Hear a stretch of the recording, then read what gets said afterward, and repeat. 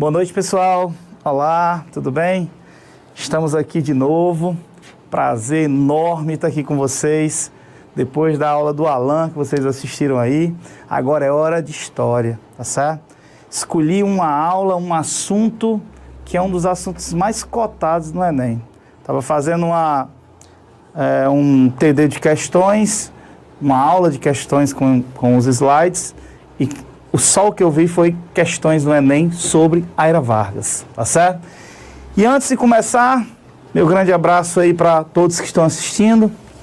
Quero desejar aí aos papais, domingo, feliz Dia dos Pais, em especial ao meu pai, seu José Barbosa, que está lá assistindo. Pai, um abraço, feliz Dia dos Pais, domingo. E falar de pais, vamos falar do cara. Vamos falar daquele que era chamado de paternalista, que era chamado de pai dos pobres, mas mãe dos ricos também. Um dos caras mais controversos, um dos homens mais inteligentes, se eu posso dizer assim, na questão política. Eu posso dizer que horas eu amo, horas eu odeio Getúlio Vargas. Quem foi Getúlio Vargas? A gente aqui vai esmiuçar o que foi considerado da Era Vargas. Ou seja, esse rapaz chamado Getúlio Vargas vai mandar durante 15 anos na história do Brasil. E isso que eu vou dizer aqui, ele volta em 50, mais 4 anos nos braços do povo. Esse período aqui, nós não vamos ver hoje. Nós vamos nos ater ao período da chamada Era Vargas. Em outra oportunidade, nós vemos a parte da frente do governo de Vargas, que é o chamado mais governo populista. Se bem que o populismo, tá, vai ser iniciado por Vargas, sim, no Brasil, nesse período.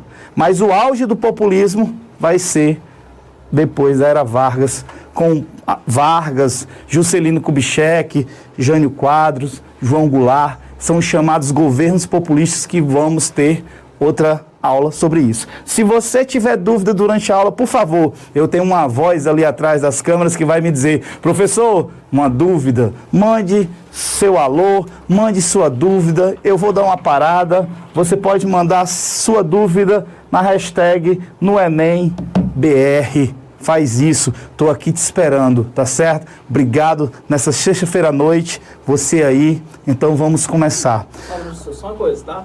Quando eu levantar essa plaquinha aqui, ok? É uma dúvida. A voz falando. A voz está dizendo que quando levantar essa plaquinha é uma dúvida, ok? Mostra aí a placa aí, ó. Ok, vamos lá, só um minuto, tá certo? Tá faltando só do YouTube. Essa daqui é a placa da dúvida. É assim? Fala, meu Deus do céu. Tá voando. Essa daqui é a placa da dúvida, ok? WhatsApp. Ele vai levantar do Twitter e do Facebook. Rapaz, o negócio está ficando muito estilizado. Segurei a voz. Então vamos lá, vamos começar. Antes de eu saber a Era Vargas, antes de eu entender a Vargas, eu tenho que saber o que aconteceu antes dessa Era Vargas. O que estava acontecendo no Brasil, e vem para mim, antes de Vargas entrar no poder. Então, meus queridos, olha para cá. É o que a gente chama de antecedentes. E o que seriam esses antecedentes? Eu posso dizer para vocês que o que estava acontecendo no Brasil antes de Vargas era o que vocês conhecem, já estudaram muito, e outra aula a gente vai abordar esse assunto. É o que a gente chama de Primeira República ou República Velha, como era chamada antigamente. Professor, o que acontecia durante essa República Velha? Nada mais do que o coronelismo. Ou seja, os grandes latifundiários, barões do café que mandavam no Brasil, tá certo? Então você vai ter o que vai acontecer para esses caras serem retirados do poder. Vargas dá o golpe, porque a Era Vargas se inicia, muitos historiadores dizem, e o Enem já fez esse confrontamento de ideias, se foi um golpe ou se foi uma revolução. Olha só, você tem vários historiadores que vão dizer, Vargas faz uma revolução em 30. Outros historiadores dizem, foi só um golpe. Saiu as antigas oligarquias cafeeiras e entrou Vargas com novas oligarquias burguesas em ascensão. Ok? Mas isso aí é uma discussão que quando o Enem faz, o Enem confronta esses historiadores e pede uma análise, inclusive é uma das questões que a gente vai resolver posteriormente em outras aulas, ele faz um confrontamento de ideias e pede para você apenas fazer esse confrontamento de ideias e dar a resposta a partir dos textos, ok? Então veja, o que vai acontecer principalmente na década de 20? Você vai ter um movimento do Brasil, um movimento militar muito famoso chamado de tenentismo. O tenentismo, meus queridos, os militares dizem que já estão por aqui com essas oligarquias. A questão do voto, das falcatruas eleitorais que você tem nos votos, principalmente voto de cabresto, voto de pena. Professor, me explica, voto de cabresto, aquele controle que os coronéis faziam, que você tem aquelas charges do coronel puxando o eleitor com a cabecinha de burro, que é muito famosa nos livros de história. Voto bico de pena, quando naquela época o voto, a primeira Constituição da República, a de 1891, o voto era aberto. Isso significa dizer o quê? Você tinha que dizer o nome do candidato que você ia votar. Isso dava um problema. O cara que anotava, quando você dizia o nome, ele anotava o nome do outro candidato. Era chamada essa fraude de voto de pena. Então, os militares nessa época, não os militares de alta patente, que fique bem claro, os tenentes não eram de alta patente. Os tenentes também não eram de baixa patente, eram patentes medianas. E você vai ter 3 grandes revoltas que vão pedir principalmente a questão eleitoral, que esse voto seja secreto e que essas fraudes eleitorais sejam corrigidas. E esse tenentismo você vai ter 3 grandes revoltas. A revolta dos 18 do Forte de Copacabana, desculpe.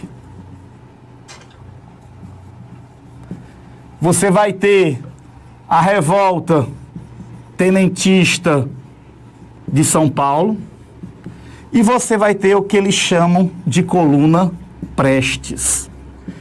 Ei, olha para mim, entende?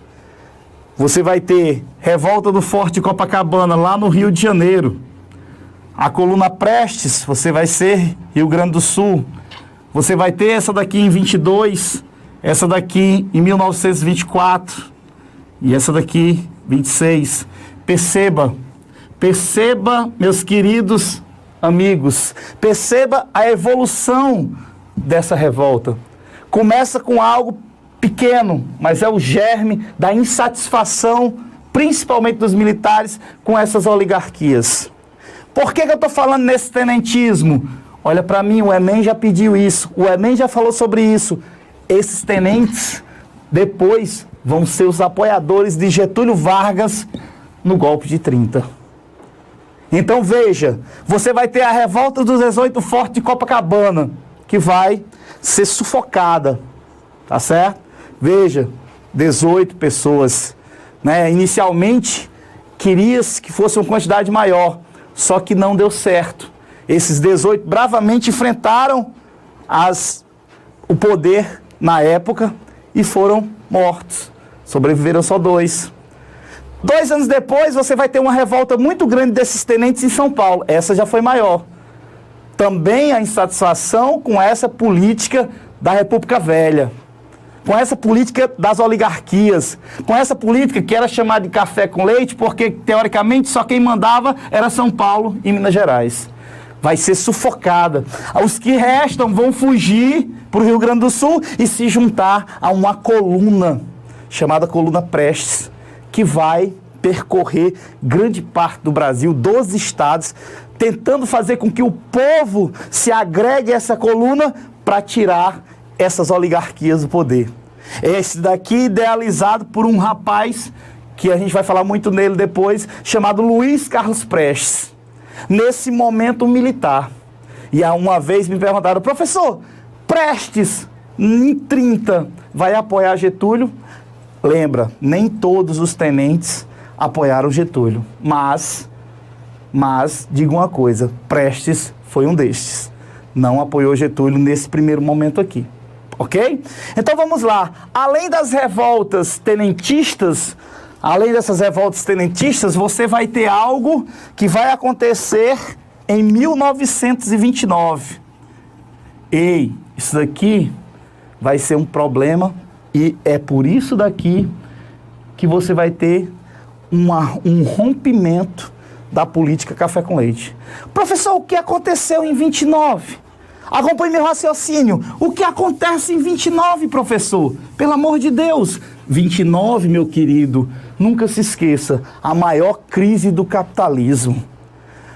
Você vai ter uma crise de superprodução, e você vai ter isso depois da Primeira Guerra Mundial. Os Estados Unidos vinham em ascensão até essa data. Depois da Primeira Guerra, lembra, Primeira Guerra Mundial, 1914, 1918. Professor, eu preciso aprender essas datas? Jamais. Eu só estou te colocando numa temporalidade para que você perceba isso. Então, meus queridos, depois da Primeira Guerra, quem é que realmente ascende ao poder? Falando economicamente, Estados Unidos. A Europa totalmente devastada, destruída pela guerra, e os Estados Unidos saem como grande potência econômica. Só que quando é em 1929, você vai ter uma crise, a crise de 29. Uma crise de superprodução, depois a gente pode abordar especificamente esse assunto. E o que é que isso tem a ver com o Brasil? A Bolsa de Valores de Nova York quebra. E, economicamente falando, ela leva o mundo capitalista, os países capitalistas, para decadência econômica. E o que tem a ver com o Brasil? Os Estados Unidos compravam, geralmente, cerca de 70% a 80% do café brasileiro. E quando você tem crise, qual a primeira coisa que você faz? Vamos cortar as coisas supérfluas. E nesse caso aqui, café era um deles. Então, os Estados Unidos deixa, depois dessa crise, quando ele vai tentar ajeitar a sua economia, de comprar o nosso café. Nessa época, quem vai estar no poder é um rapaz chamado Washington Luiz, um paulista. O nosso presidente Washington Luiz, um paulista, já estava certo, já era eleição em 30, já era certo de que ele indicaria um mineiro. Porque pela política café com leite, lembra, havia sempre um paulista e um mineiro. Não que fosse sempre um presidente paulista e um mineiro, não. Você teria a indicação dos paulistas numa presidência e depois uma indicação aos mineiros. Mas, professor, e o que isso tem a ver com Vargas? Simplesmente isso. São Paulo, na figura do Washington Luiz, que teria que indicar outro presidente, no caso o mineiro, e já tinha o nome, um rapaz chamado Antônio Carlos. Ele, olha só, olha para mim, ele, São Paulo, o presidente, não indica o mineiro. E o que acontece com isso? Ele disse, o mineiro não vai saber resolver os problemas do Brasil. Vamos indicar outro paulista. Quando Minas Gerais descobre isso, Minas Gerais resolve apoiar os inimigos de São Paulo. E quem eram esses inimigos nesse momento? Quem eram os opositores? As oligarquias do Rio Grande do Sul e da Paraíba, aqui o Nordeste, que tinham lançado, no caso, essa oposição a São Paulo. Quando Minas Gerais rompe com São Paulo, e está aí o motivo, a crise de 29 vai levar a isso, o que vai acontecer, meus queridos? Minas Gerais vai apoiar Rio Grande do Sul e Paraíba. E vai formar o que a gente chama de aliança liberal. Ou seja, os aliancistas que vão colocar quem como candidato? Getúlio Vargas. Getúlio Vargas vai ser o presidente dessa aliança liberal. Contra Júlio Prestes, que não tem nada a ver com Luiz Carlos Prestes, tá? Que fique bem claro, é só o sobrenome que é igual. São Paulo vai lançar a figura de um rapaz chamado Júlio Prestes. Você vai ter as eleições, tá? Muita roubalheira dos dois lados, que fique bem claro. E o que vai acontecer? Quem é que vai ganhar? Por incrível que pareça, quem ganha é São Paulo. Vargas sai derrotado. Mas, professor, como assim? Se Vargas, por isso, o golpe, que alguns dizem do golpe. Por quê? São Paulo sai vitorioso. Por mais que tenha roubado, os dois fizeram a mesma coisa. E o que é que vai acontecer, pessoal? Vai acontecer que um fato vai mudar o rumo disso. O vice de Vargas, da Paraíba, um rapaz chamado João Pessoa, e aí eu queria que você desse uma olhada nesse cartaz, né, nesse slide, para você seguir essa linha de raciocínio. Até porque o slide vai te mostrar exatamente isso. Toda essa sequência que eu te mostrei no quadro. Você vai ter os antecedentes, o tenentismo, as 3 revoltas que eu falei, a crise de 29, que vai gerar o rompimento da política café com leite, e a união de Minas Gerais a São Paulo, fazendo, aos opositores de São Paulo, fazendo a aliança liberal, conforme você está vendo aí os 3 estados, e a vitória, no caso, vai ser de São Paulo. Só que está aí no slide. João Pessoa, o vice de Vargas, é assassinado. Mas, professor, vem para mim agora, vem para o quadro. Professor, esse assassinato tem a ver com questões políticas? Não. A questão do assassinato de João Pessoa foi puramente questões passionais. Mas Vargas, inteligentemente, ele pega esse fato e transforma isso em algo político. Dizendo ele, chamando os tenentes, dizendo que São Paulo foi o grande, vamos dizer assim, culpado por essa morte de João Pessoa. E habilmente fez com que os tenentes e o povo, nesse sentido, ficasse contra as oligarquias paulistas. E partiu para cima do Rio de Janeiro, que era a capital do Brasil, para tomar o poder. Uma junta militar, sabendo disso, toma o poder de Washington Luiz, do presidente. Júlio Prestes, o eleito, não chega a sentar na cadeira de presidente. Vargas toma o poder e institui o que a gente chama de primeiro momento da era Vargas. Tudo que eu falei até agora são os antecedentes. Agora, realmente, vai começar a era Vargas. Vargas vai instituir o que a gente chama de populismo. Vai começar com a era Vargas e depois o auge vai ser nos seus governos populistas, né? O que é o populismo? Como é que foi dividido a era Vargas? Dá uma olhadinha no slide. Veja que eu botei bem direitinho para você as fases e a gente vai tratar cada fase. Cada fase da era Vargas nós vamos trabalhar. Populismo, meus queridos, isso não foi algo só do Brasil. Nós temos o populismo na Argentina, nós temos o populismo em vários países da América Latina, tá? É um fenômeno muito, muito típico daqui, onde você tem um líder carismático, e aí nós remetemos a Vargas, altamente carismático, que se mostra como o salvador, o herói, aquele que representa os anseios populares. E o povo estava precisando disso. As camadas burguesas estavam precisando disso, de alguém que defendesse os seus ideais. E Vargas vai utilizar principalmente das questões trabalhistas. Daí você dizer que Vargas é paternalista, daí você dizer que Vargas é assistencialista, daí você dizer que Vargas é populista, tá certo? É um fenômeno, como diz o slide, de manipulação de massa, e Vargas sabia fazer isso muito bem. Tem uma dúvida? Pergunta no Face, deixa eu responder. Antes de eu responder, olha o slide e veja a divisão. Nós temos 4 anos para governo provisório. Por que governo provisório? Vargas entra, rasga a Constituição que existia, que era de 1891.